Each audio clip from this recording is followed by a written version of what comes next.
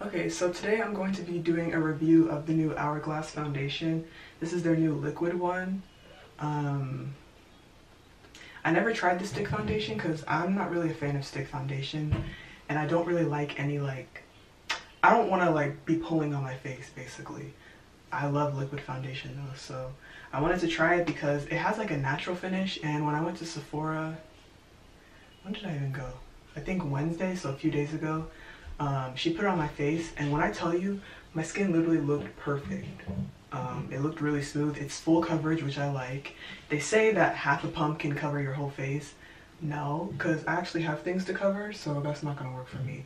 I'm probably going to end up using 2 pumps total, but I'm very generous with my foundation. I like to use a lot. But today I actually have somewhere to go. I'm going to be taking pictures with Lauren, because we haven't done that in a while, and I want to take some pictures just because. So first I'm going to start with my eyeshadow. I already did my eyebrows. They look pretty natural though, so okay, so to prime my face, I also bought the Fenty primer just because it's mattifying, but it's not too mattifying, because I really don't like to mattify my face too much because I already have pretty oily skin, and when you do that, it will make your skin want to overproduce oil, and that's obviously not what you want.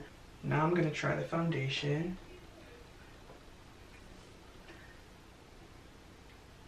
Let's do 1 pump first. This is 1 pump. And because this foundation is super pigmented, you really have to make sure that the shade you get is a good one, the undertone is not off, because if you don't, you're going to be looking crazy.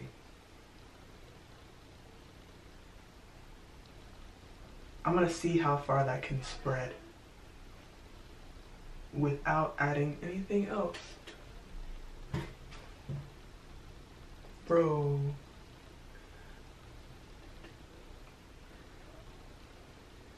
So basically, that covered everything I need to cover. I have some scarring. Will you focus? But I do have some scarring here and also around here, and it pretty much covered it. Now we're gonna do the other side. Yeah, no. Half a pump, no. I don't know who told them that, but that's not factual, so. Especially if you have stuff to cover. Okay, so I just did 1.5 more pumps. If you have stuff that you need to cover, that's not gonna apply to you. Like me, I don't have that much to cover anymore. But okay, look. I have this scar right by my ear.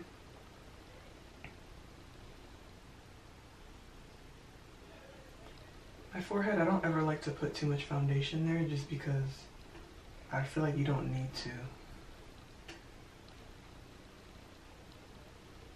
Okay.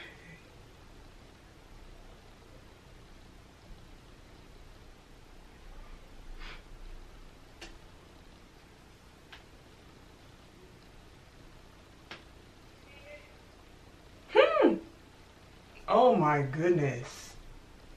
On camera it looks really crazy. Oh my god. I swear in person it does not look like that. It doesn't. I don't know why on camera everything looks disgusting. Okay, on camera the color is starting to settle more. But goodness, at first, meh. And looking at it in the mirror, I can see that it's too dark for me. But I don't care because that's exactly what I wanted. I don't like to bring foundation down my neck because I feel like that's doing too much. I just bring it down under my chin and right here, but not all the way down my neck. Especially with something this full coverage, I feel like you're just gonna look crazy. Okay, so basically I ended up using 2 pumps of the foundation, and this is what it looks like. This is not a good this is not good. I'm gonna go in with my Too Faced Born This Way multi-use sculpting concealers. I'm using Chestnut first just because I don't know, I'm not really into that crazy bright highlight look. Now, if I were to use a shade that was actually closer to my skin tone, like if I were to match my foundation actually to my skin tone, this would not be able to work for me because it's basically kind of like a foundation shade. Like if I put it on my face, it's basically the same color as my face. But since I like to go darker with my foundation, it ends up working out pretty well. And this concealer is pretty full coverage, which I like. I don't know if I want to conceal my nose anymore. I'm trying to figure out like new different things to do with my makeup. I think I'm just gonna bring it to like right here. Like to the sides and not in the middle. Because the way my nose is, I feel like sometimes if I put makeup down the middle, it just makes it look rounder. And that's ugly. My nose is already chubby enough. I don't want it to look any chubbier. I don't really like to highlight my forehead, so I'm not going to put anything there right now. Okay, now I'm going to go in with this sponge and blend it out. I don't really like to let my concealer sit because I don't have the patience for that. And this time I'm really going to focus on smoothing out my under eye creases because naturally I have very creasy under eyes, but sometimes when I do my makeup, if I don't focus on smoothing them out, it looks really, really bad. And I don't like that at all. Now I'm going to go in with Butterscotch. This is a lighter shade to kind of add to the highlight. Yeah, you can see the difference. There's a big difference. And I'm going to bring it right up here on my nose. Maybe I should have let my concealer sit just because so I can get a more full coverage look, but I don't care. Now I'm going to try this Too Faced Peach Perfect powder. I got this a couple weeks ago, and I really wanted to try it because I was looking at the reviews on the Too Faced website, and people were saying it was better than Laura Mercier and all this crap. What I don't like is the smell. Really gonna go under the eye. I'm not playing about my creases. That looks good. I like that. I like that. Alright. Oh.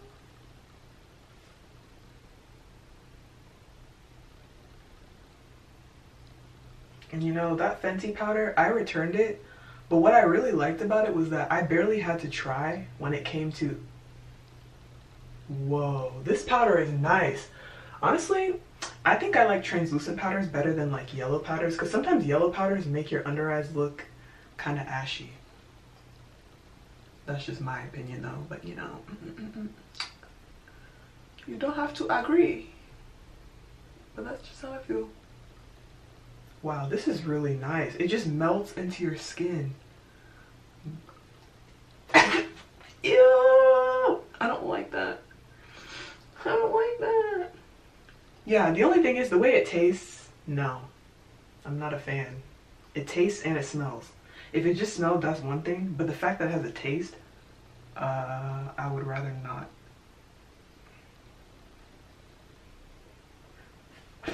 Ew. I'm just gonna press it into my whole nose. I'm not gonna do the whole like, you know some people use powder to like shape their nose to kind of like do contour for them. I'm not doing that anymore. I'm kind of trying to figure out what's gonna work best for the way that my face is shaped. Now I'm gonna take the butt of the beauty blender, take some of the powder. I'm making a mess all over the place. And I'm just gonna, the way that this tastes, I can't. I'm just gonna press it into my forehead so that my whole forehead is set. Because I feel like setting your whole face with a translucent powder works better than using like a pressed powder or something. Because it's more lightweight and it's less likely to get cakey and all that. Okay, you see how it looks really seamless. Now I'm just gonna keep pushing it in. Now I'm gonna bronze with this Prime Beauty bronzer. In the last video, you saw how that went. I think I just used a little bit too much. So we're gonna tone it down a little bit this time, because this bronzer is very pigmented. I was not expecting that, which is why I went crazy with it. But like, as you can see, I already look like I freaking have bronzer on, but I don't. I was blessed with wonderful cheekbones. Yeah, I'm using, when I tell you I'm just tapping it lightly, I'm not even playing. I'm going to set my eyebrows since I've already finished foundation and all that crap. And I like to use this Maybelline. It's like a clear lash mascara, but it can be used for setting your brows too. Just because it brings the color back into my brows, like if I get powder on them or whatever. Okay, so I probably finished my makeup about 20 minutes ago. Maybe not, let's say 10 to 15, I don't know. But right off the bat, the foundation, like the natural finish that it had, yeah, I know I set my face, but I didn't really set my face that heavily. I feel like it looks kind of powdery. In this lighting, look at my face compared to my chest. It looks so bad, but I also took a video on my iPhone so you guys can see, and I'm probably gonna enter that in somewhere around here.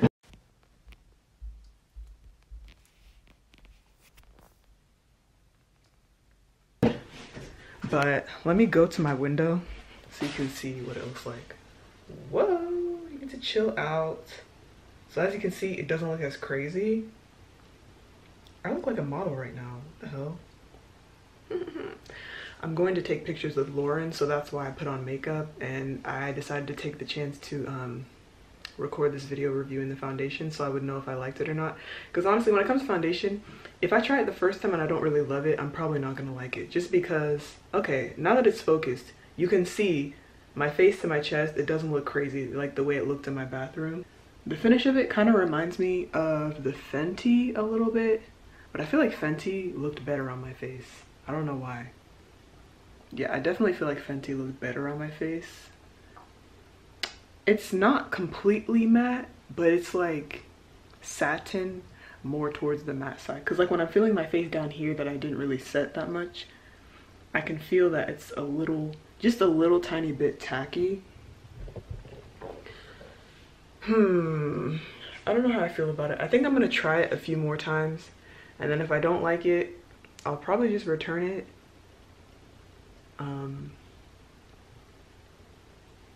Yeah, but as you can see, it does not look crazy like the way it looked in my bathroom. That lighting in there is really warm, so I feel like that combined with my camera just makes me look super yellow in my face whenever I do my makeup.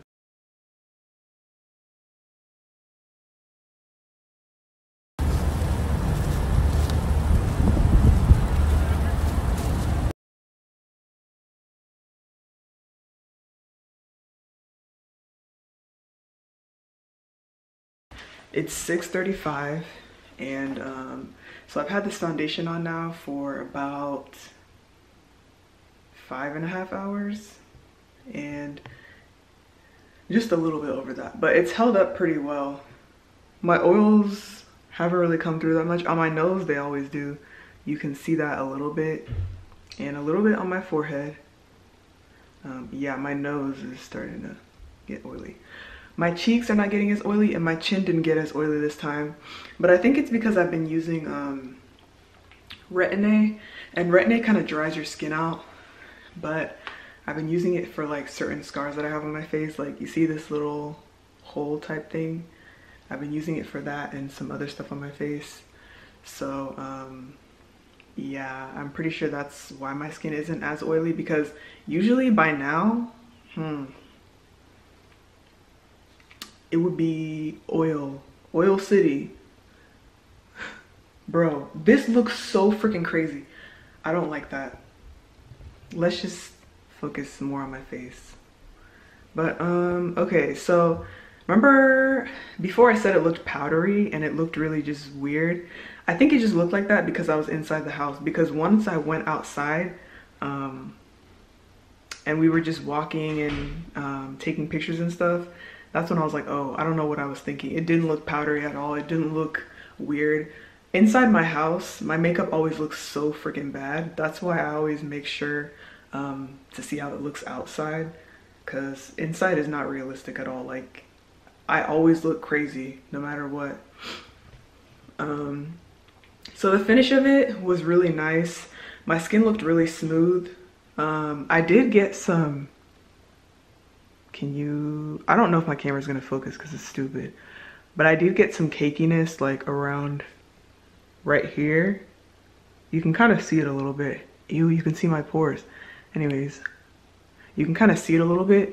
I've never had that happen before with any foundation. I don't usually get cakiness around my nose. So the finish is pretty matte. I'm not really seeing the natural finish that everybody else was talking about, or that they were talking about, because a lot of the reviews I watched, they said it was a matte finish, and I agree with that. I feel like this foundation, it looks very nice, but I feel like it's not worth paying $56 for.